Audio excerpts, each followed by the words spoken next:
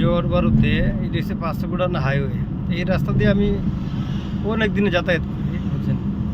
এত ভিড় থাকে, তারপরও কেউ সিগন্যাল ইয়া করে না, বুঝছেন।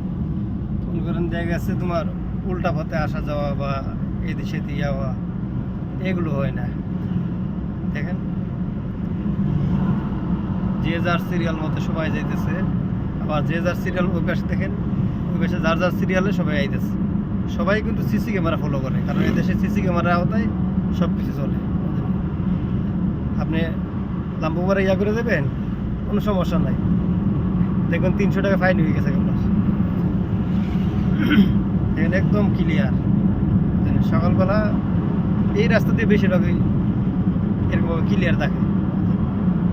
দেখেন একবার স্পষ্টভাবে একবার ক্লিয়ার।